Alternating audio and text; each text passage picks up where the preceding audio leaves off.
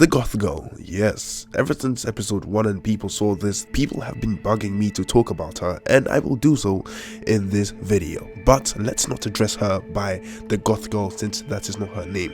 Her real name is Hako Kuroi, so you would call her Hako and Kuroi would be her family name. Not much has been revealed about this character, however we can speculate based on what we have seen as well as predict what she is probably capable of, and to be honest with you, she is a breath of fresh air into the world of Naruto and Boruto. First of all, let's talk about her design, which I really like because it makes her stand out from the rest, and that is why people have been bugging me a lot. Both this character and the character who people assume is Kakashi's kid are the characters which stand out the most. Hoki has a mouth mask which makes him stand out as Kakashi's kid apparently by people's assumptions, but that is what makes that character stand out. What makes Hako stand out is her character design. Now, there is no character standing there who actually has a doll looking all mysterious, and Hako does, okay? Kuroi Hako does, and that is why her character design is very noticeable, and I really like the style because we have not seen this anywhere. If you look at all these current academy students, they don't stand out, and I think that her presence in this show is going to be very interesting.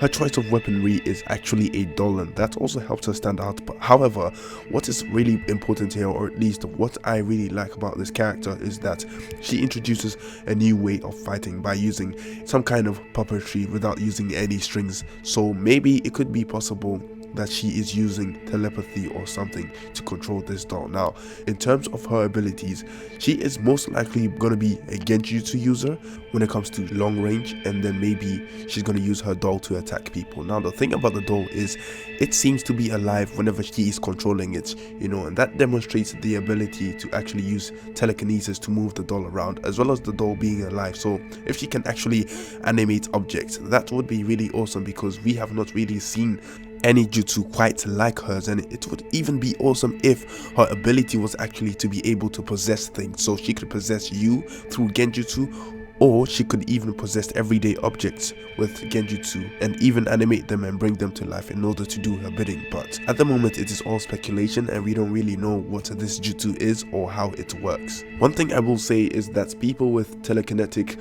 abilities also have the ability of flight because they can use their mind to move things, including themselves. So flight should be something that if she has telekinetic abilities, should be easy for her to do.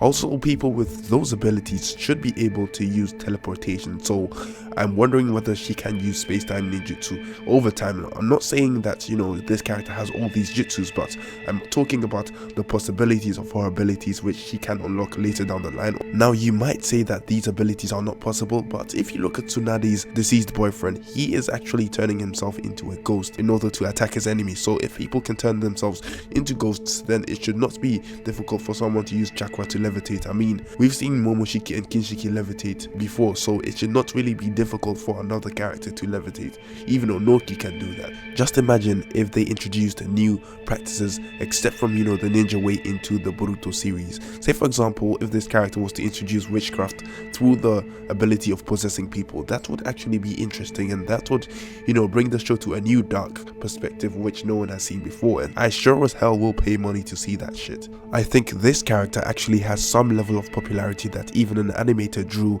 this character alongside Boruto as well as Shizuma and Kagura and Namida. Now, the person could have chosen any other character, but they decided to choose Hako, so maybe it is because the character already has like a little fan base back in Japan or something. But yeah, my sources for the information about this character come from the Boruto novel, not the speculation about her abilities, but her name. Anyways, have a look at 6 irritating things we do not want to see in Boruto, as well as incest going on in the Naruto universe. And also check out how Uchiha Madara is actually the savior of the entire ninja world. If you like my video and how I analyzed this character and would like another character analyzed, just don't be afraid to suggest them in the comment section down below. With that being said, I have nothing more to say. Check out the videos at the end, and bye.